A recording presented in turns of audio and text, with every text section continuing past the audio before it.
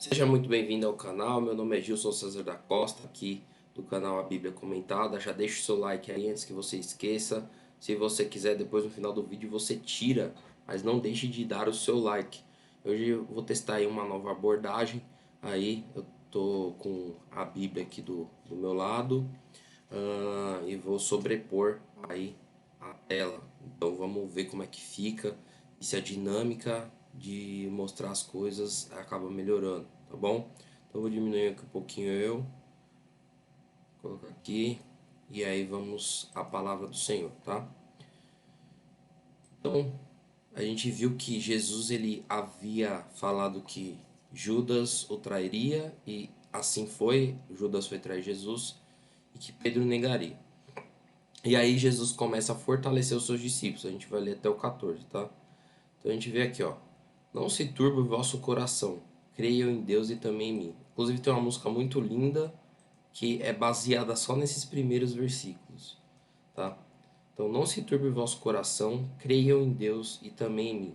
Na casa de meu pai há muitos aposentos. Se não fosse assim, eu lhes teria dito: vou preparar-lhes um lugar, aposentos ou moradas. Então, aqui o que Jesus está falando é o seguinte: na casa do Pai existe vários lugares para quem ele quiser enviar. E aí Jesus vai fazer o quê? Vai preparar o lugar, tipo o camareiro do hotel.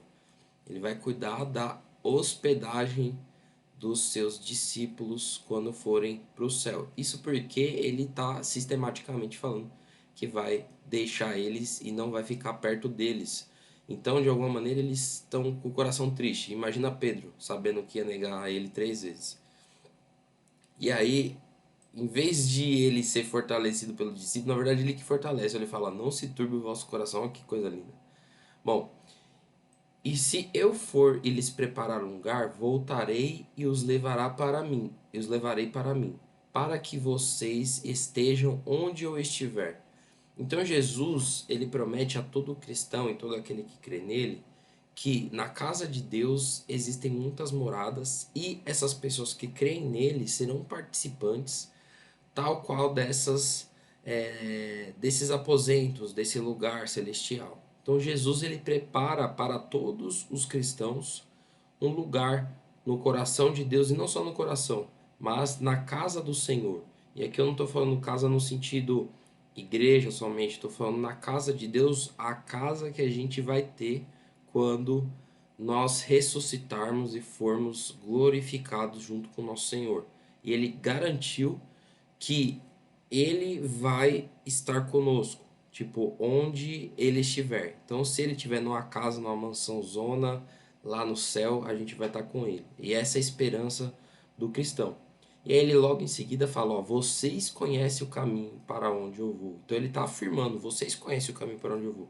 Engraçado que como que os discípulos iam conhecer e não ia poder ir. Mas vamos lá. E disse-lhe Tomé: Senhor, não sabemos para onde vai, como então podemos saber o caminho? Então o Tomé lá, o modelo de fidelidade, ou seja, Tomé, o cara leal, o cara fiel a Jesus, que se fosse para morrer ele não teria problema, e a gente viu isso daí. E tanto é isso que o Senhor não o repreendeu, só que também era o cara que não acreditava naquilo que ele não via. E a gente pode ver isso aqui sendo expresso aqui, ó. Se ele tá falando que não sabe o caminho, por quê? Porque de fato ele não viu. E aí Jesus responde: Eu sou o caminho, a verdade e a vida. Ninguém vem ao Pai a não ser por mim. Por isso que aqui em cima ele disse: Vocês conhecem o caminho para onde eu vou. Porque justamente o caminho era ele mesmo. Então Jesus, como sendo o caminho, lembra que a gente falou que ele era a porta das ovelhas lá? Então ele se coloca na representação daquele que é um meio para se chegar a algum lugar. O caminho é um meio para se chegar a algum lugar. Então Jesus ele já diz: Eu sou o caminho. E não só ele é o caminho, como também ele é a fonte de vida e a verdade. Então ele está se colocando como destino final e também como o meio para se chegar a esse destino final. E diz: Ninguém vem ao Pai a não ser por mim.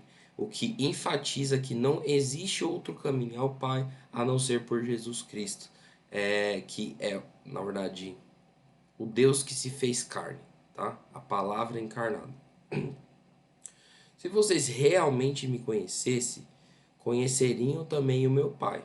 Então ele fala, ó, se vocês conhecessem, conheceriam o meu Pai. Só que aí ele fala assim, ó, já agora vocês o conhecem e têm visto. Então ele afirma, de fato, vocês conheceram o Pai e têm visto o Pai.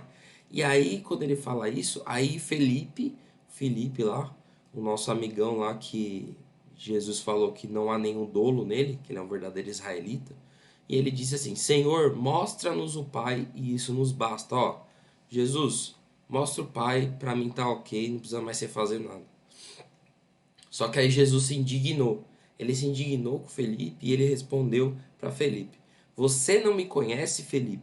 Mesmo depois de eu ter estado com você durante tanto tempo, quem me vê o Pai. Como você pode dizer, mostra-nos o Pai? Então, tipo assim, ele está indignado porque ele está falando, ó, quem me vê o Pai. Vocês, não sei por que vocês estão falando para te mostrar o Pai, já que o que vocês estão vendo, na verdade, expressa aquilo que é Deus. Então a gente pode por isso entender que Jesus ele sempre fala as coisas que vêm de Deus, sempre se manifesta da maneira que Deus se manifesta. Então ele e o Pai, na verdade, eles são um só em comunhão, em harmonia, em pessoa. Em pessoa não, desculpa. Três em pessoa e mais um em harmonia, um em divindade. Depois a gente fala sobre isso, tá? Se você tá com dúvida sobre isso, assiste de novo lá o João 1, tá? Que foi um dos primeiros vídeos que a gente fez. Você não crê que eu estou o Pai e o Pai está em mim? As palavras que eu lhes digo não são apenas minhas. Então ele se coloca como não sendo uma pessoa independente do ser de Deus. Mas na verdade tudo aquilo que ele fala depende daquilo que Deus fala a ele e das palavras que Deus profere. É como se toda vez que Deus dissesse algo, ele estivesse dizendo algo através da boca de Jesus. E Jesus não falando nada a não ser aquilo que vem do Pai. Pelo contrário, o Pai que vive em mim está realizando a sua obra. Então, não só ele falou que o Espírito Santo habita ou que alguém habita, mas ele fala que o Pai que vive nele, mostrando novamente, interagindo como se eles fossem um, de fato sendo. Creiam em mim quando digo que estou no Pai e que o Pai está em mim, ou pelo menos creiam por causa das mesmas obras.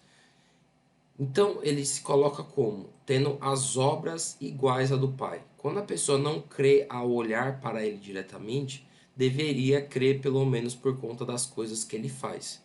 E aí ele diz assim: Digo-lhes a verdade, aquele que crê em mim fará também as obras que eu tenho realizado. Então ele se coloca: aquele que crê em mim fará as obras que eu tenho realizado, porque na verdade elas vão ser realizadas através do Pai. Ou seja, as pessoas que creem nele estão crendo no Pai e a obra que está sendo realizada através dele também é a obra realizada através do Pai. Fará coisas ainda maiores do que essas, porque eu estou indo para o Pai. Então ele não limitou a ação dos discípulos somente às coisas que ele estava fazendo.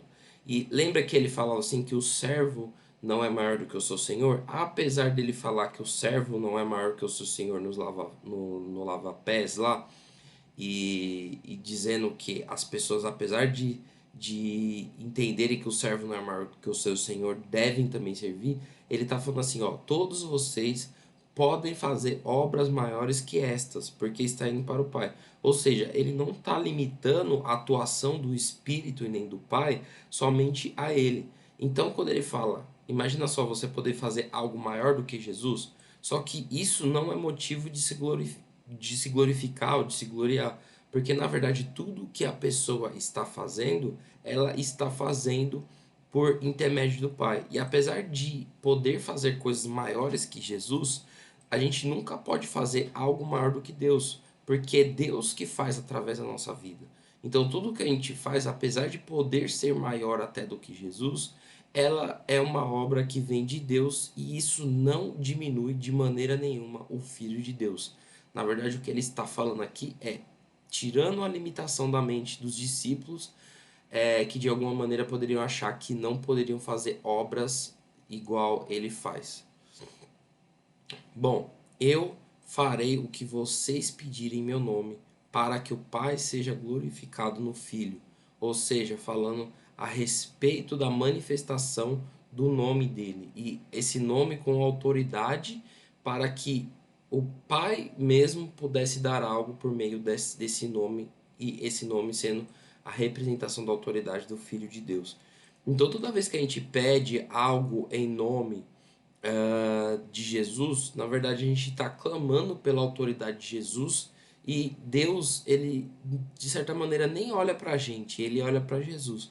Quando a gente pede uma cura para alguém que está doente, e fala em nome de Jesus, a gente está excluindo o nosso eu, excluindo o nosso homem, o nosso nome, e colocando a glória e a esperança no nome de Jesus, e dessa maneira o pai ele é glorificado no filho, porque apesar do pai fazer, o filho carrega esse nome e essa autoridade. E aí ele fala aqui: o que vocês pedirem em meu nome, eu farei. Por isso que geralmente nas orações a gente fala em nome de Jesus, porque dessa forma o pai é glorificado e Jesus ele faz aquilo que a gente pede, porque a gente está entendendo que não somos nós que fazemos algo, mas tudo que nós fazemos é por intermédio de Jesus e por intermédio do Pai.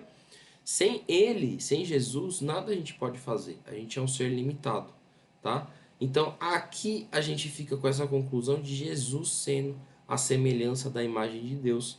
É um dos capítulos mais importantes da Bíblia, também porque ele de maneira prática expressa muito essa relação de independência, não de independência, de dependência de Jesus do Pai, e de nós dependemos de Jesus para fazer todas as coisas e toda a obra de Deus. Toda a obra de Deus que não é feita em nome de Jesus, ela não carrega a autoridade de Jesus e muito menos tem como dar certo, tá? No próximo vídeo a gente vai ver a parte do 14, e a gente vai em breve começar a série de provérbios, tá? Eu tô preparando aí, a gente vai começar a série de provérbios. Eu espero que você tenha gostado.